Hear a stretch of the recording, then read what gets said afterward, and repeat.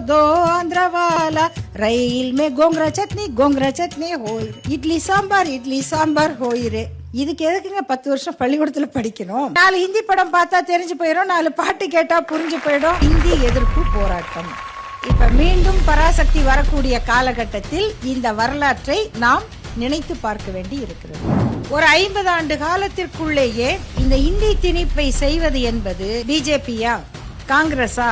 இல்லை, சமஸ்கிருதம் தான் இந்த நாட்டினுடைய பழமையான மொழி என்று நிறுவ விரும்புகிறவர்கள். தமிழ் மொழிக்கு ஒரு சிறப்பு என்றால் அந்த சிறப்பு இந்தியாவுக்குரியதா இல்லையா? ஆனா அதுக்கும் முன்னாடி சமஸ்கிருதம் இருக்குதுன்னு சொன்னா மட்டும்தான் நாங்க ஒத்துக்குவோம் என்பவர்கள் தான் இந்தியாவினுடைய ஆட்சித்துறை முதுகெலும்பாக இருக்கிறார்கள். இதையே செய்வதற்கு கொள்கையாக வைத்திருப்பவர்கள் ஆட்சிக்கு வந்தா என்ன நடக்குங்கிறதா இன்னைக்கு நம்ம பார்த்துக்கிட்டு இருக்கோம்.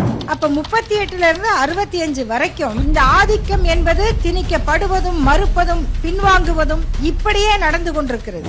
தமிழ்நாட்டில் ஹிந்தி படிக்க முடியாது. ஏன் அப்ப நீங்க அரசு பள்ளியில சொல்லி கொடுக்க கூடாது? சிபிஎஸ்இல படிக்கிறதுனால ஹிந்தி படிக்கணும். காசிக்கு டூருக்கு போனா, கங்கைக்கு போனா இந்த காரியத்தை நல்லா பண்ணு அப்படின்னு சொல்லலாம்.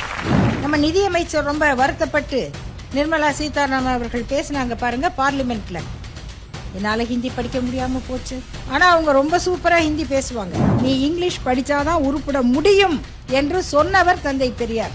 இன்னைக்கு நம்ம உணர்வு நிலையில இருந்து உரிமை நிலைக்கு மாறிக்கிட்டு இருக்கோம்.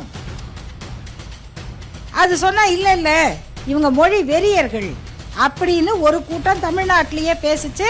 இன்னமும் அதுக்கு பல அடிவரடிகள் இருக்காங்க. நண்பர்களே, சாதாரண வரலாறு அல்ல அது.